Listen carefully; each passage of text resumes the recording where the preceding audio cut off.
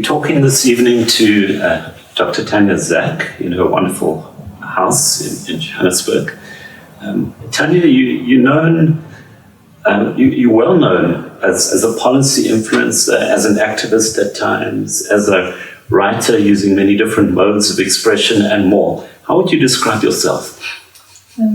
Phil, good evening. I'm an urban planner and a writer in the city.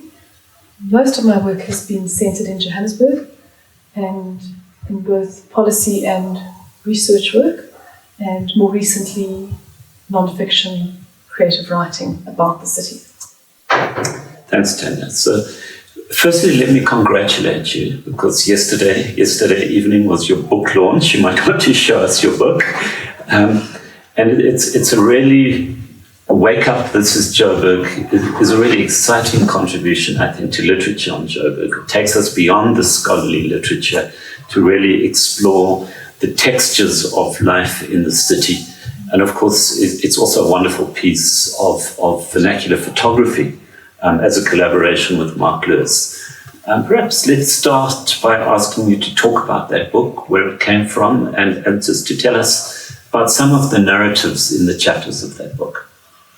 So, Phil, in around 2009, I had the opportunity to work in the city administration, and I was working on several big issues in the city, including so-called bad buildings, or commonly known in Johannesburg as hijacked buildings. I was over time working on an inner city roadmap, and on a number of issues. And I was taken through the inner city into spaces that were entirely unfamiliar to me. And I was surprised particularly by the secret shopping centres around Park Station that were in high-rise buildings, but also the spaces on the street. Those were not entirely unfamiliar to me, but I did realise that on paper I was so well qualified to understand my city, and in reality I couldn't explain a lot of what was happening spatially. And so I began to walk the streets more, and I took a pocket camera and walked and asked questions, and started first making collages out of just photographs that I was taking myself. And in that process sort of started the unconscious collection of stories. And I met Mark Lewis, who was interested in taking photographs in the inner city, and we began this project together of working side by side and then ultimately weaving text and images. And we had, our objective was to look for stories that talked about space, that were consciously spatial, and that looked at space and people and activity in that space.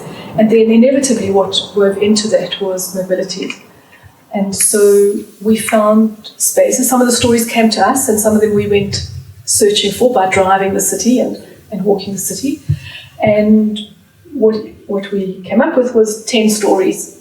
And they range in spaces from informal butchers who chop cow heads in a disused parking garage, to an outsider artist who built his house using waste and has got this extraordinary castle in a suburb, in a working class suburb south of the inner city in Turfentine, and this extraordinary space with mannequins on the roof and sort of mobile train going on the roof, and motorbikes and freezers of Madeira and Stellenbosch, to individual buildings, the first hat factory in Johannesburg, and a building which is possibly the best piece of Art Deco architecture in Johannesburg, the Addis building, within which there's this multi-layered community. So in some cases we looked at a particular space and the activities within there, and in other cases we followed an activity such as informal reclaimers in the city. And so we have 10 stories that don't make in the social history of Johannesburg, but they certainly give you 10 acupuncture points. And I think the value of them is that there are such complex stories, such complex issues to talk about in Johannesburg. And stories offer us a way in to have some of those conversations. So it's an anthropology of spaces that often haven't been explored within the sort of scholarly literature. And you've used narrative to enter those spaces, but some of them were challenging spaces. Yeah. And one of the stories is about informal miners that are known colloquially here as zama-zamas. And so there's a lot of fear of zama-zamas within broader society here. So how did you enter these spaces? How did you start the conversations? How did you develop the rapport? And how did you deal with challenges such as your own safety, perhaps? Yeah. So, Phil, what was really important about these stories, also because they were, the process of finding the stories and of researching the stories was really about trying to listen more closely and look more closely to the city. So first that required sort of debunking my instinct, which was to try and work out what is right, what is wrong, what should be fixed in the area. But rather to go in more porous with really close listening. But that also required telling, and in fact in the first instance required telling. And so when we entered a space, so as the writer, my first thought was that people would be interested in why I was in the space, or suspicious, and to give people the opportunity to ask me any questions, and also to explain why I was there, who I was there. I stumbled through many versions of what are you doing here, and that was really important. And also then, when speaking to people, to make sure that at all times they knew they could stop the discussion. And I think in terms of the challenges of safety, Johannesburg is a place where you navigate fear and violence all the time. And in most instances, we went in with care and didn't feel threatened. There were a number of times when we did feel threatened, but really what we came more in touch with was the huge fear and risk that our protagonists face in the city. And that far outweighed anything. It was far more important than our own feeling in the space. We do walk with a certain coded body that gives us some measure of safety and power in space, and we had to be very conscious of that as well. Did you face ethical questions or ethical ambiguities? How did you deal with those? So, yes, in every story there were ethical questions. We went into one apartment where there's a one-bedroom apartment in Hillbrow, and 34 people live in that apartment. And huge ethical questions around entering intimate space. In that space, Mark Lewis, the photographer, had met somebody who lived in that space because he'd worked on a film project with this man who was himself a writer. And so we did have some privileged access into the space. And then the ethics of, I guess, people inviting us in because they might anticipate that we might bring some resources, and whether we then offer some resources in terms of contacts or a bag of groceries or not, those important questions, but also how we get stories that were authentic and not built on the back of any patronage that we were engaged with people. So important.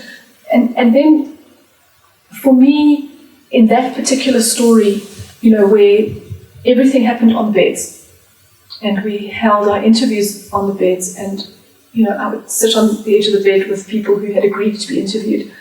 And in some cases, people, we all have a story to tell, and there's a huge obligation in listening to the story to provide the space for the story and to take care of the story, but also to know the limits of your power to assist or even listen beyond those few hours that you might have with someone.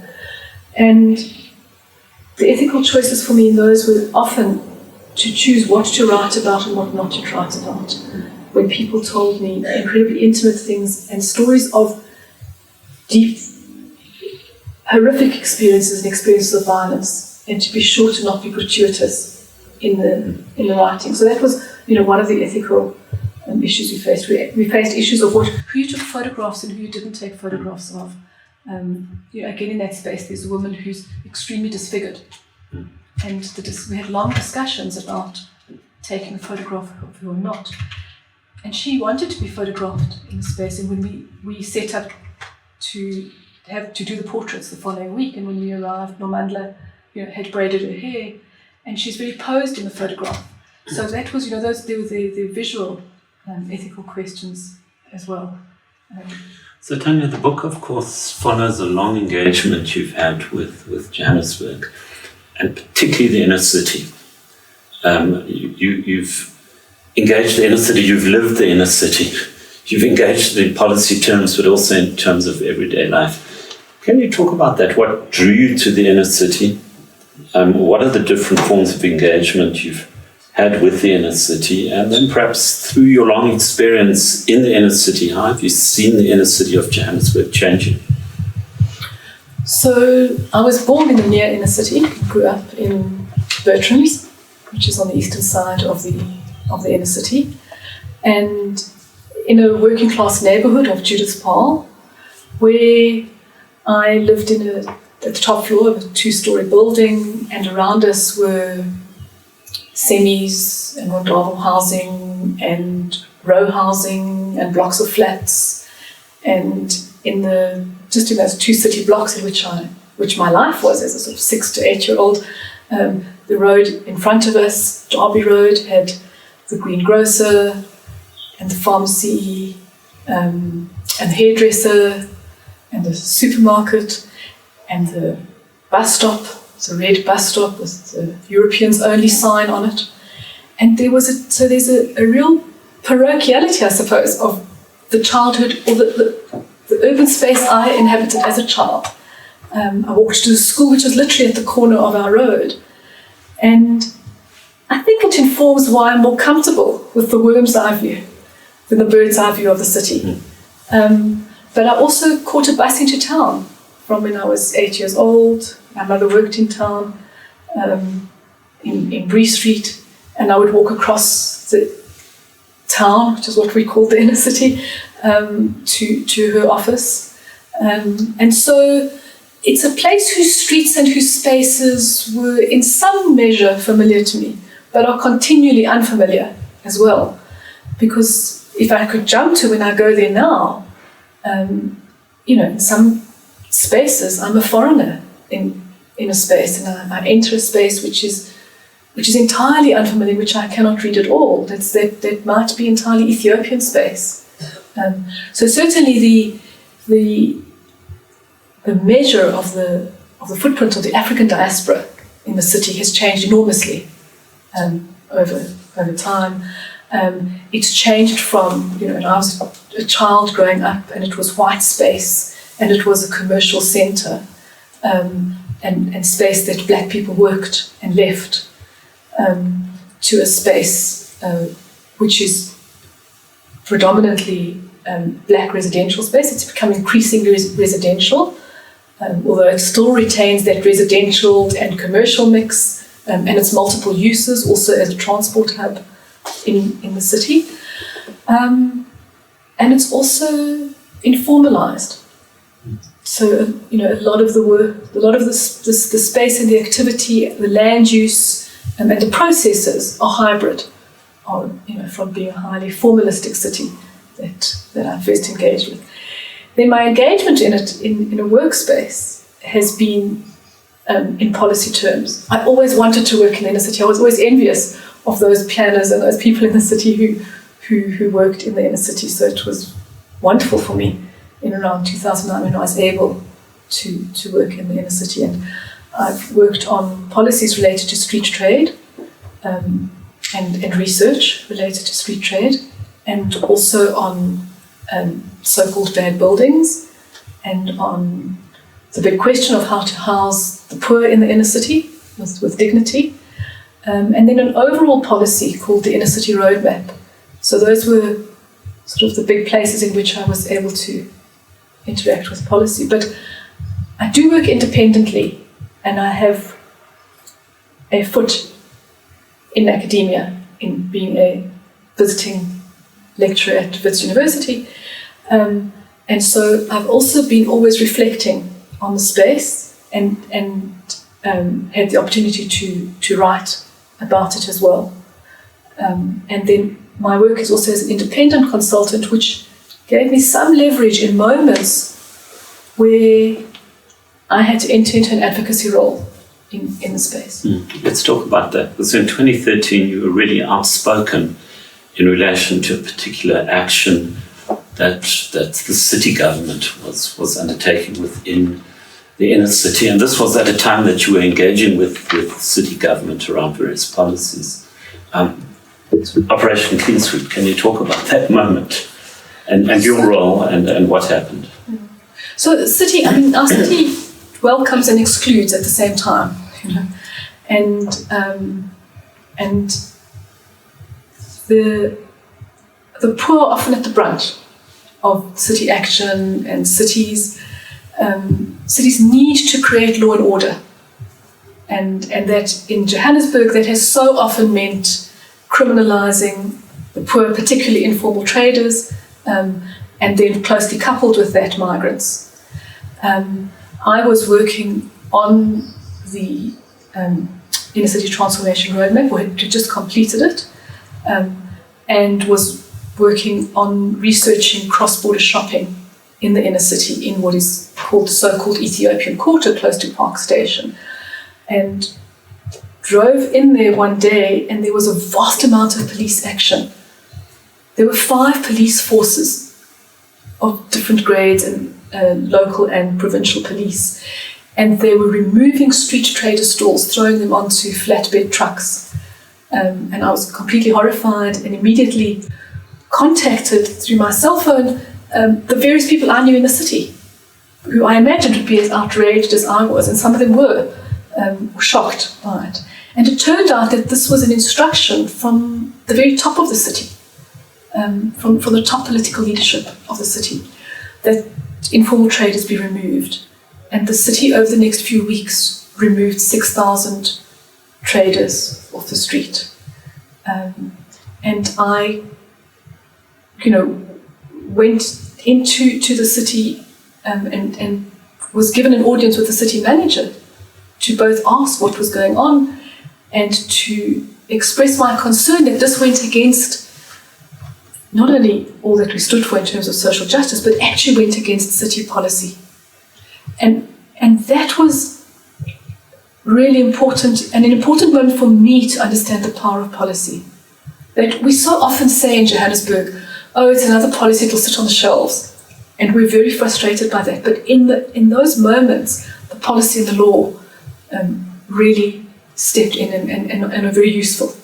And so to be able to say to the city and to say to the courts, because street traders went to the courts and we were able to feed them the policy and so on, that the city was defying its own policy, and the courts did overthrow Operation Clean Sweep. So in 2018, you were engaging city government again. You were engaging the mayor. You had quite a strong media profile in your engagement with the mayor, because you were drawing on a research project on cross-border trade to speak to the city. Could you talk to us about that?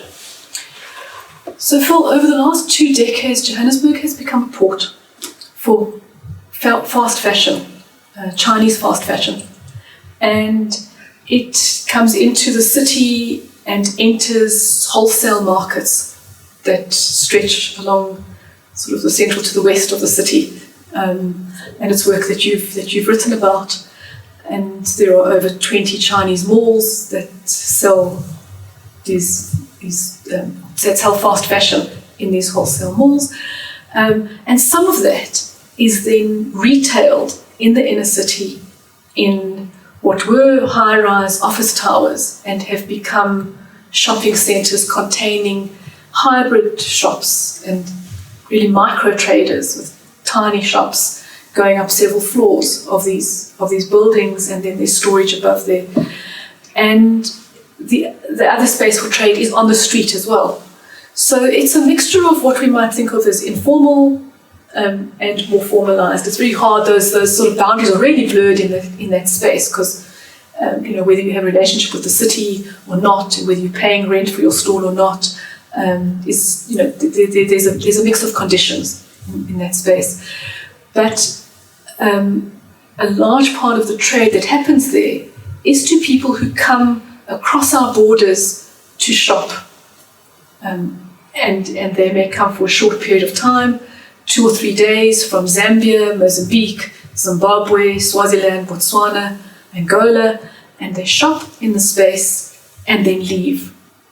And there is a mass market for this trade. And amongst the fast fashion that is sold there is counterfeit goods. And that provides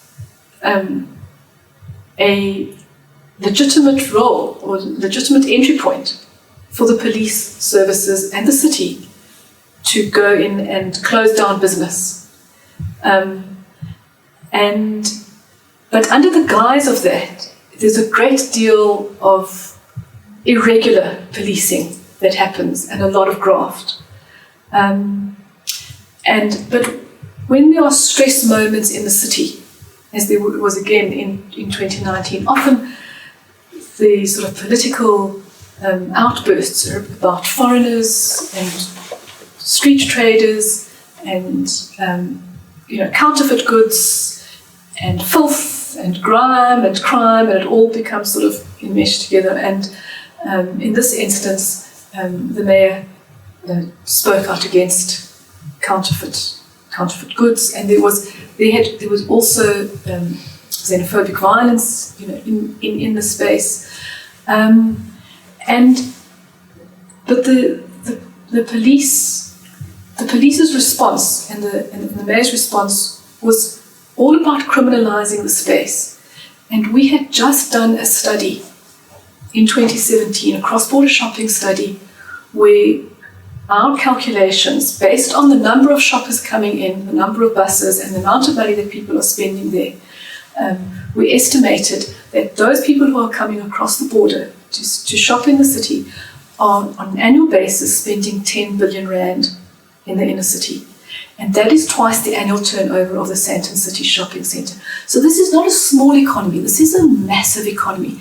And rather than criminalising it, and rather than making people spend so much of their time defending themselves against the police, to open that economy and to also leverage it, because there's so much opportunity for South Africans and for South African business to benefit from it, in terms of hotels, in terms of the logistics that support this economy.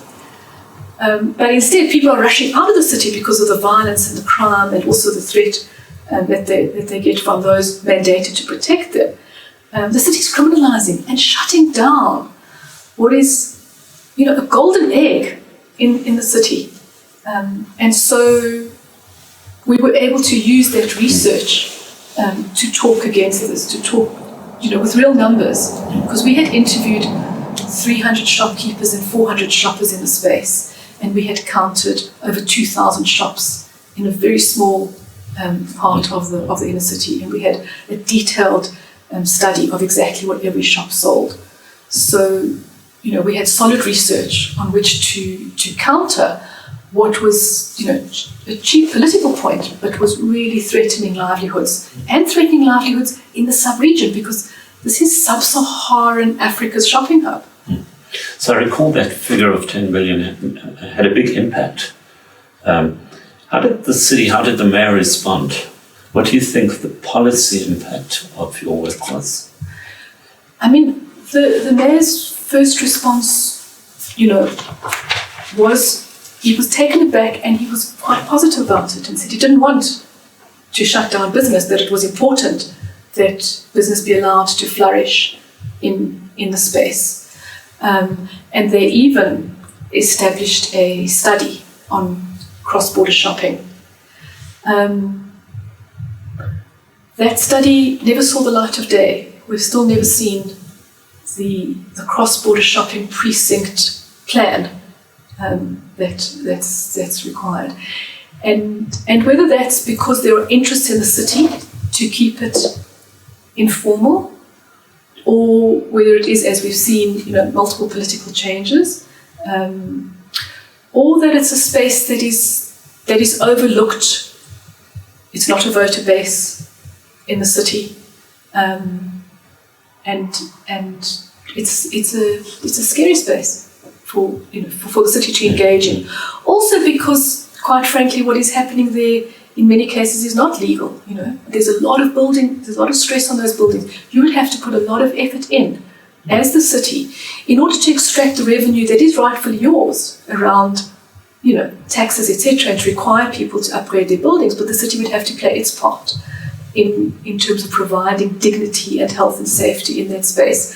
So I also have sympathy for the city in terms of the huge task it would be to tackle this space. So the one space you've written about is what's called Little Addis, an enclave of Ethiopian and Eritrean traders.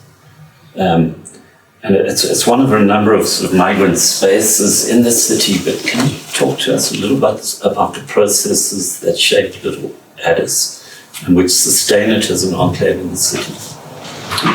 So around 1994, just when our country was transforming into a democratic state, Ethiopia was also transforming. It was the end of the Derg regime. And there was a lot of stress in that society, and people were fleeing that society. And some started to settle here.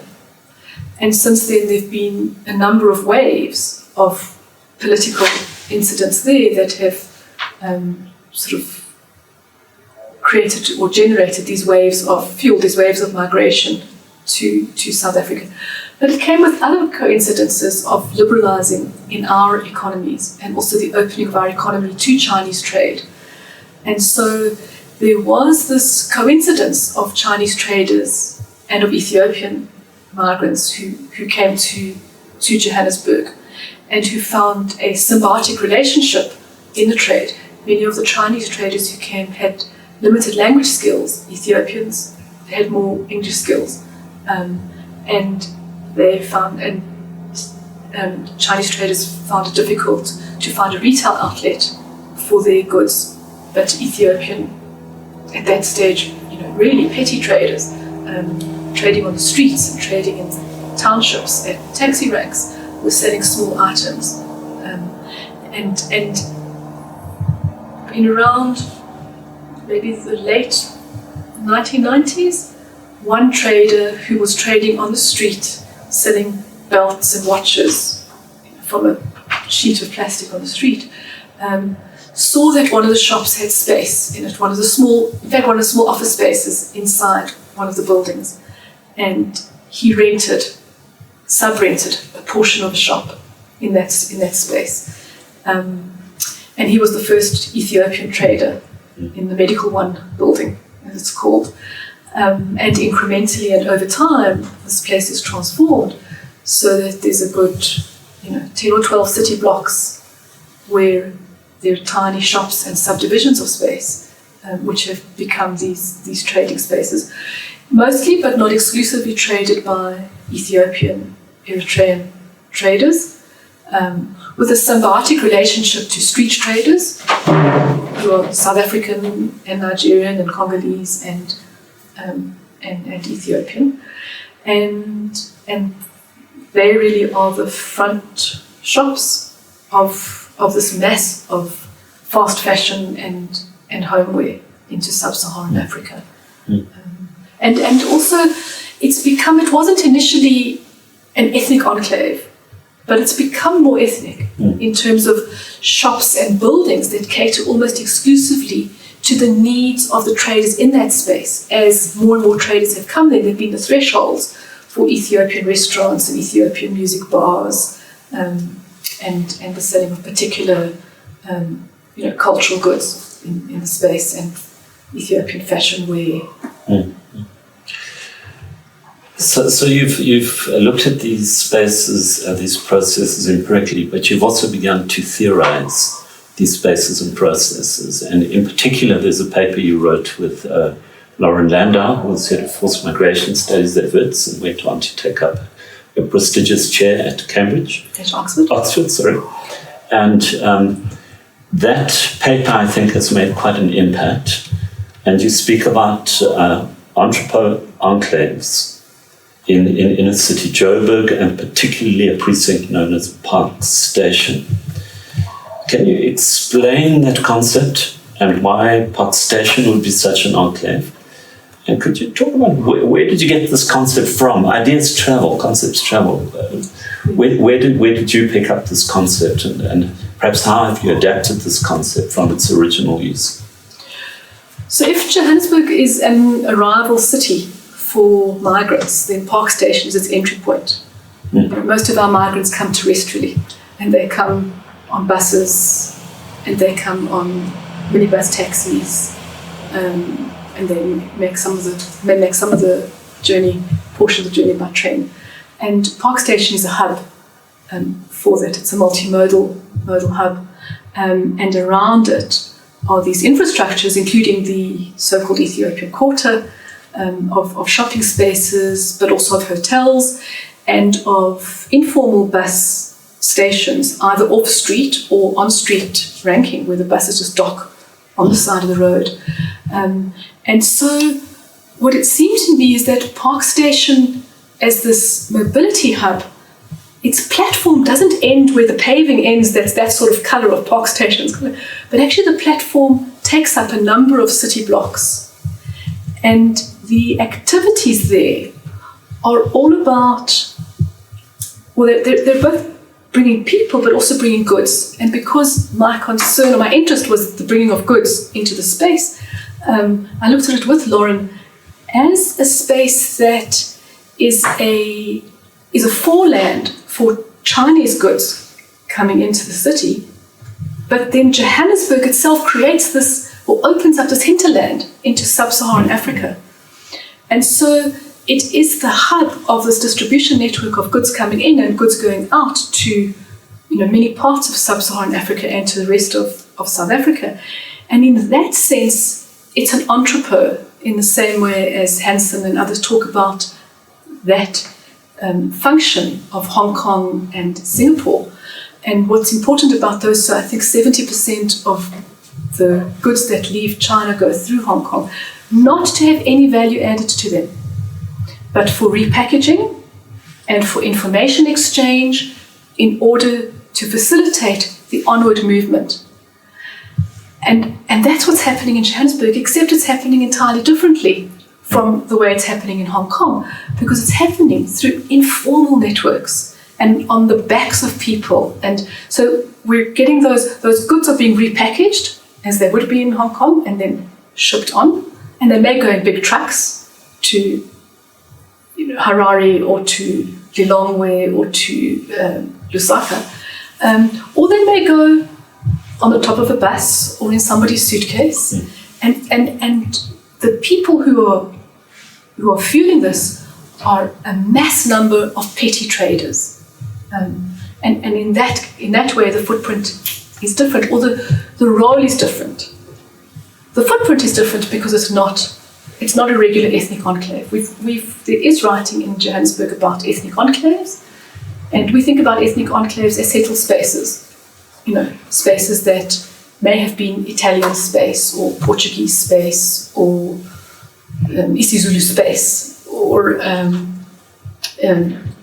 even maybe Ethiopian space.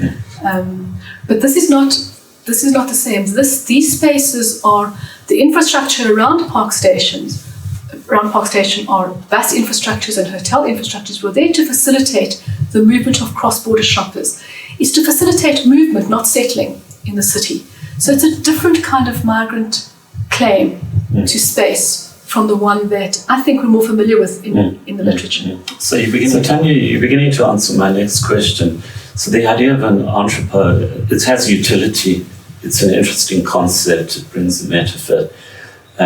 But you're talking about quite distinctive social spatial processes in the case of Johannesburg, producing a distinctive territory, which of course is not Hong Kong or Singapore. I wondered if you've began to explore the possibility of talking more precisely about what those processes might be. You've begun to actually talk about that as we've chatted, and perhaps even beginning to label those processes in a way that talks to this distinctiveness. So I think spatially, and as planners we understand, mobility infrastructures and that, this is a space primarily of mobility rather than settledness, which is why I think fundamentally they're mobility enclaves. But they're mobility enclaves also in other registers, which are mobility enclaves that are fueled through migration infrastructures. And the migration literature talks about those infrastructures as the people, the processes, and the institutions that enable or inhibit migration. And those routes, those brokers, those individuals, those relationships that have been set up for migrants coming into South Africa are also the very same relationships and routes that are used through cross-border shopping, and where one activity or role expands into other roles. I'll give you an example, the buses and the bus drivers who are taking buses across the border of cross-border shoppers. They may facilitate the process of passport stamping or of people clearing customs. They may also introduce people to guest houses in the inner city. So they play a vastly bigger role than just as a transport agent. And that is familiar territory in the migration space. And it's a space that, in this work, well, theoretically we need to sort of intersect with our spatial thinking with that and the planning processes. So the sort of closest I could get is still that it's a mobility enclave, but the mobility term, I think, it needs to be sort of complexified. Mm-hmm. Thanks, Tanya. It's a complex space, but taking us forward in terms of beginning to grasp what is happening. And I think our next task is to try and give it some, begin to give it some sort of labeling that is quite precise in terms of what the processes are. But we're getting there, largely through your work. Well, so through all of our work. So the MOOC that we're developing with WITS and UCL is talking to concepts of extended urbanization or expanded urbanization, even planetary urbanization. So the territories you've been working in are quite specific to the inner city of Johannesburg. But as you've shown in your work on both cross-border trading and the entrepreneur enclaves, they're connected to the world beyond. But thinking about the inner city in relation to the wider city region, however you might define it, what is the role of the inner city within that landscape of extended urbanization? So I think it also offers it also has a network and a lattice of relationships across the space. The work that I've looked at around migration space or trading space or home and elsewhere, has those relationships are both regional and local and multiple in the space, whether it's that cross-border shoppers come and stay at a friend or relative in Yeovil while doing their shopping, or whether it's that Zambian hotels are set up especially for Zambian shoppers, etc. But in the wider city, my sense is that the inner city retains its transport hub function, but increasingly in a polycentric city, it is, as we understand, it's one of the centres in the polycentric city. It's become increasingly residential, and it's space for corporate head offices, although it still has mining and banking head offices, does seem to be waning. And will it become increasingly a residential space? It offered its incredible infrastructure, offered a massive space for the entry for low and low middle income black people to get a foothold in the city post-apartheid. and it has done an extraordinary task and job of enabling that with its rental housing. Its next task is to enable even poorer people into that space, and that's a much bigger challenge in high-rise buildings. But it still does offer that space. It offers the possibility of small business, which is dominated by retail now in the way that we've talked about, but also maybe the possibility of manufacture, of light manufacture, fashion, culture, and youth employment. Yeah. So perhaps finally, Tanya, there is at the moment a negative mood in Joburg. It has to do with instability in governance. It has to do with an apparent decay in infrastructure, and of course what is happening at other scales. But you're also painting a picture of dynamism in the city that is missing, I think, in some of the current discourse and imaging of Joburg. Can you talk about what you think are some of the prospects, particularly for the inner city of Johannesburg? The city is under enormous stress, and primarily because of a desperate failure of governance. And we're seeing that in so many ways. And the inner city takes a very hard knock in that. High-rise buildings, when the infrastructure is failing, fail in very absolute ways. And so there's no getting around, or there's no romanticizing of the failure of the infrastructure. What we have seen in our stories is a huge amount of innovative, improvising, and repurposing of space. And a lot of that is hopeful. I think that the capacity to repurpose space, the rescaling of space, of new architectures, are important places for us to look in terms of what the future of an urbanity in the inner city may look like. The city is both carcass in the way it's sort of gouged out, but also crucible in its innovation and in what's possible. I think we need to look and to research more closely what are the processes, and even the tiny processes, that are, whether it's creating jobs or creating new forms of manufacture or new IT or cultural space, that are being birthed in the inner city. And also these incredible spaces of ethnic mixing, which in this country which hasn't even begun its project of nation building, is so important, and for us to learn from those processes.